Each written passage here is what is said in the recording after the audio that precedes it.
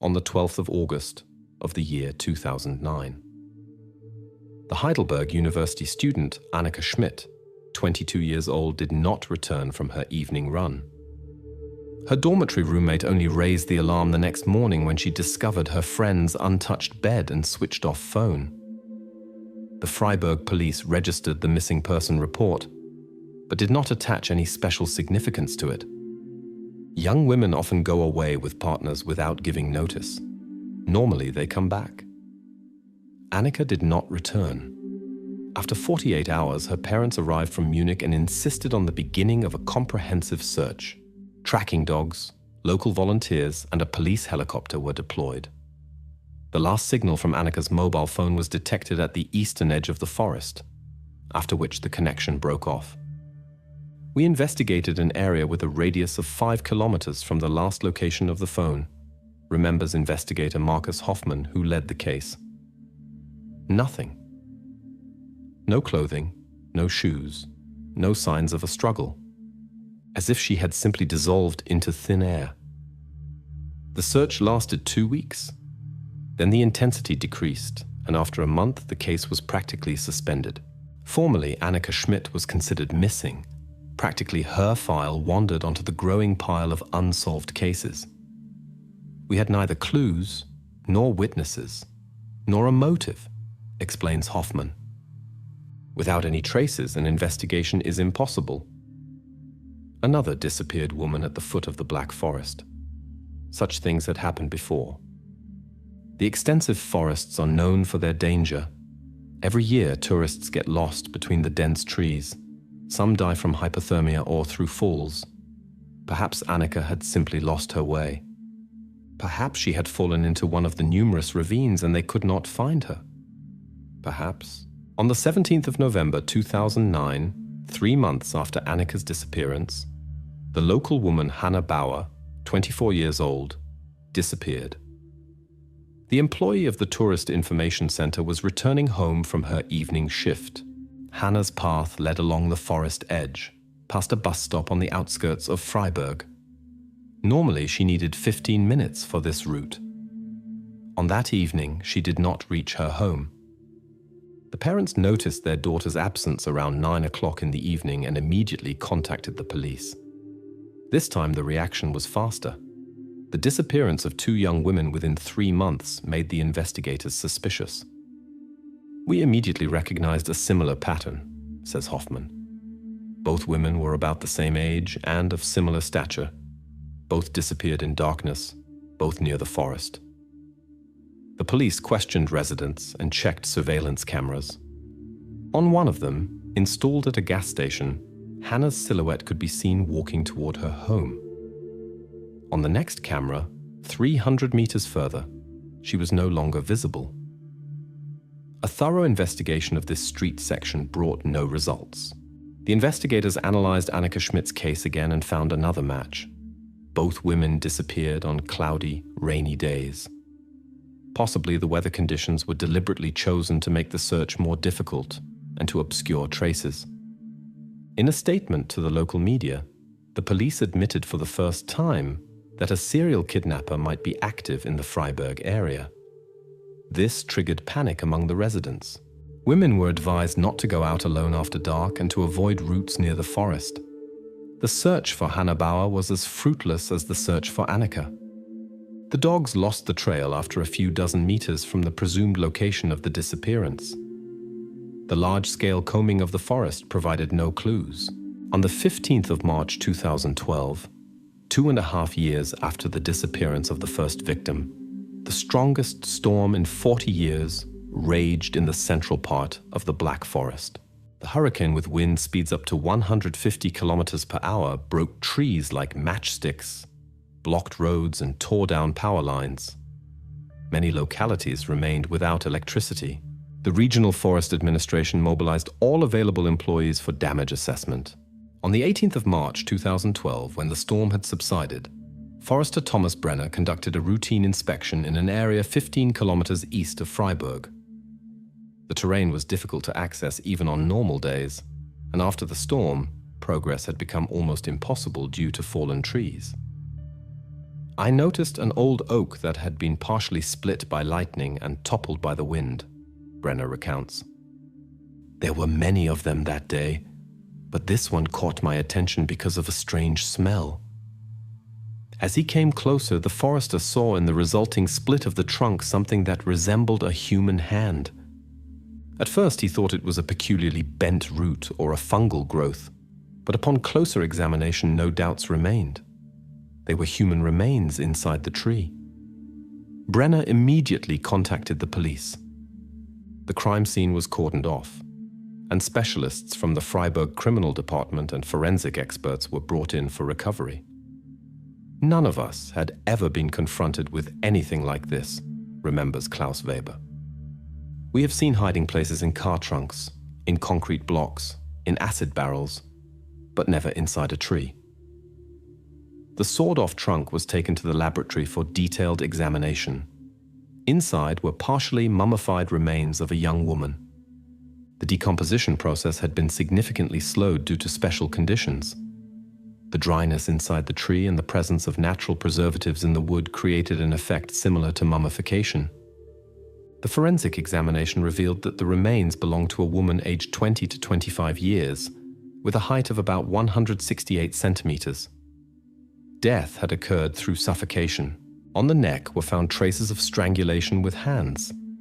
The time of death was estimated approximately 2 to 3 years ago. The dental examination and DNA analysis confirmed the found remains belonged to Annika Schmidt, the first missing woman. "Most astonishing was the method of concealment," says Dr. Erika Meyer, the chief forensic pathologist of Freiburg. The interior of the tree had been carefully prepared. Someone had removed the soft heartwood and created a space that exactly matched the dimensions of the body. Then, after placing the body, the entrance was carefully sealed with a piece of bark and camouflaged with a special mixture that resembled tree resin. Such work required specialized knowledge and tools. The investigators began searching for persons who possessed skills in dealing with trees and knowledge of the forest areas. "We were looking for a person who combined the skills of a lumberjack, a taxidermist, and knowledge of Black Forest topography," explains Weber. The list of such specialists was surprisingly short. 15 persons were included in the updated suspect list. Among them were foresters, hunters, wood processing specialists, and forestry engineers. Kurt Waldenberg was on this list, but not in the foremost position. The main attention of the police was given to Hans Müller, a 52-year-old hunter with extensive experience in animal taxidermy, who lived only 5 kilometers from the site where the body was found. During a search of Müller's house, an extensive collection of hunting trophies and tools for animal taxidermy was found. He also had detailed maps of forest areas, including the area where Annika's body was found. Müller denied any involvement in the crime and claimed to have been in other locations on the days of the women's disappearances. While the police checked Müller's alibi, the search operations in the forest were resumed with renewed vigor. Now the investigators knew what they should be looking for. Not underground bunkers or abandoned huts, but specific trees that could have served as containers for the victims. "It was searching for a needle in a haystack," says Hoffman. The Black Forest extends over more than 6,000 square kilometers. Millions of trees grow on its territory. It is impossible to check everyone. The investigators developed search criteria. They looked for old deciduous trees with a trunk circumference of more than 3 meters that grew away from hiking trails. Special attention was paid to oaks and beeches with signs of internal rot. Precisely such trees have cavities that can be expanded. Specialists from the Forest Administration were brought in for the search, including Kurt Waldenberg. As before, he actively helped the police and pointed out promising search areas. "Waldenberg was very helpful to us in mapping old forest stands," recalls Weber. "His knowledge of forest areas seemed encyclopedic. He could literally say where and which trees grow without referring to maps." On the 24th of June 2012, after 3 months of intensive search, the police discovered the second tree sarcophagus, 12 kilometers north of the First discovery site. This time it was a beech tree about 150 years old. It had not been damaged by the storm, but the attention of the search group was drawn by a strange irregularity in the bark at a height of about 2 meters above the ground. The clue that changed the course of the investigation came from an unexpected source. On the 27th of August 2013, the antiquarian Wilhelm Reiner from the city of Tübingen, 150 kilometers from Freiburg, called the Freiburg police. His attention was drawn by a news article about the unusual method of hiding corpses in trees. Reiner said that this reminded him of a strange customer who had acquired a specialized book from him about 10 years ago, reports Weber. The book was called Technique for Preserving Biological Specimens in Wood, published in 1952, only 200 copies. It was used for training animal taxidermists and forest archaeologists. Reiner had stored the buyer's data in his database. The customer's name was Kurt Waldenberg. At that moment, we realized that we had overlooked something important, says Hoffman. We knew that Waldenberg was a forest engineer, but we had not investigated his biography more thoroughly. It was time to correct this mistake. The investigators began to thoroughly check Waldenberg's past. It turned out that before his employment with the Forest Administration, he had worked at the Natural History Museum in Dresden, where he specialized in preserving biological specimens. He had a degree in biology with a focus on entomology and techniques for preserving scientific specimens. Furthermore, Waldenberg had operated a private practice as a taxidermist from 2001 to 2004 and had made animal preparations for collectors and hunters. This information was not hidden, but did not appear in his current resume. Basically, he had the ideal skill set for creating precisely these tree sarcophagi, notes Weber. Knowledge of anatomy, preservation technique, handling of organic materials, experience dealing with animal bodies, and all of this in combination with expertise in forestry. The investigators requested all available materials about Waldenberg's past, tax returns, medical records, educational documents. In his university file, they discovered an interesting detail. Waldenberg's diploma thesis was dedicated to ancient mummification techniques using plant materials. He had studied methods used by various cultures to preserve bodies using tree resins, bark, and other natural preservatives. Special attention was drawn to a chapter on Scandinavian burial practices in cavities of sacred trees, a tradition that existed until the 17th century in remote regions of northern Europe. That was an amazing parallel to the method our perpetrator used, says Hoffman. Waldenberg not only knew theoretically how to do this, he was literally an expert in this specific, very rare technique.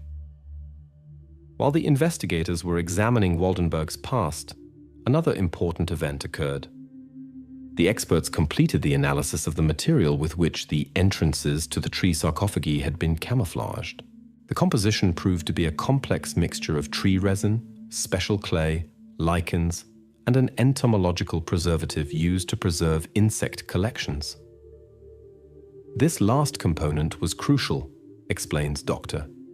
Lars Schmidt, forensic scientist and chemist. The entomological preservative is a specific chemical without household application. It is used by museums and professional insect collectors. It prevents decomposition and deters other insects that could damage the specimens. The police checked the purchases of this chemical in the region. In the last 5 years, only 3 organizations had acquired it: the Freiburg Natural History Museum, the university's entomological laboratory, and the Forest Administration. In the latter case, the order was made in the name of Kurt Waldenberg for investigation of wood pests. These facts significantly strengthened the suspicion, but there was still no direct evidence. Moreover, Waldenberg had plausible explanations for all his actions. Both the book and the chemicals were related to his professional activity. At the beginning of September 2013, Weber decided to apply a new tactic. Instead of summoning Waldenberg to an official interrogation, he organized an informal meeting in a Freiburg beer hall. A consultation on new aspects of the case served as a pretext. I wanted to see his reaction in a less formal environment, explains Weber. People often relax when they think they are not under official interrogation. During the meeting, Weber deliberately mentioned a new clue, the rare chemical found in the camouflage mixture. He did not say that he knew about Waldenberg's purchase of this chemical, but presented the information as a recent discovery that could help identify the perpetrator. After the arrest of Kurt Waldenberg on the 10th of October 2013, the investigators finally received the opportunity to interrogate the main suspect. In the first 48 hours, Waldenberg refused to make any statement and exercised his right to remain silent. His behavior was strange, recalls police psychologist Marta Heinz. He sat motionless, barely blinked. No emotions, no concern. The tactic changed on the third day. The investigators decided to show Waldenberg photos of all 3 victims and a map of the Black Forest with the marked locations where the bodies were found. He looked at the map, asked for a pencil, and marked a point northwest of the locations known to us, says Weber. Then he only said, "the first." The police immediately organized a search operation in the specified area. In the search zone, there were several old oak trees. At the third one, they discovered characteristic signs, a barely visible seam in the bark where a fragment had been cut out and reinserted.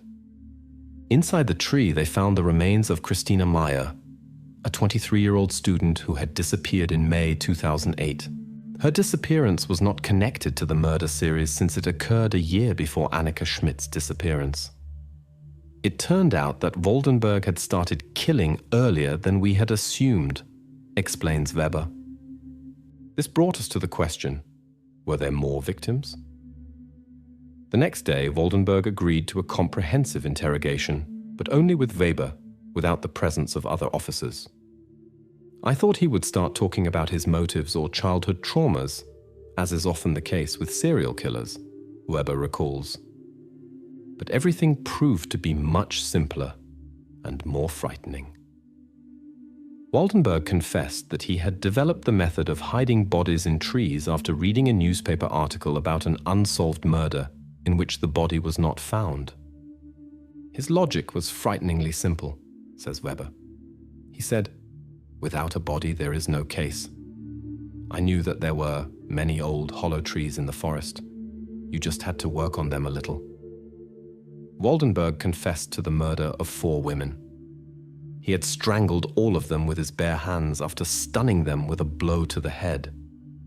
He attacked his victims when they passed by his car parked on the roadside on deserted streets. The most frightening thing was how matter-of-factly he spoke about it, Weber admits. As if he were talking about car repair or solving an everyday problem. The forensic psychiatric examination diagnosed Waldenberg with schizoid personality disorder and psychopathy. Psychiatrist Dr. E.K.'s Stefan Reich identified a complete lack of empathy and the inability to perceive other people as living beings. Waldenberg had no complex motives, explains Dr. Reich. He had no sexual fantasies or ideological convictions. He killed because he could, and developed a method for hiding the bodies to escape punishment. In his sick mind, everything was extremely practical. The real breakthrough in the investigations occurred on the 2nd of November 2013 when experts completed the analysis of the hard drive from Waldenberg's home computer. In an encrypted folder, they found records about the locations where he had hidden the bodies and photos of trees marked for future use. This was not a crazy diary, but simply a list of locations with coordinates and brief notes, says technical expert Daniel Kraus.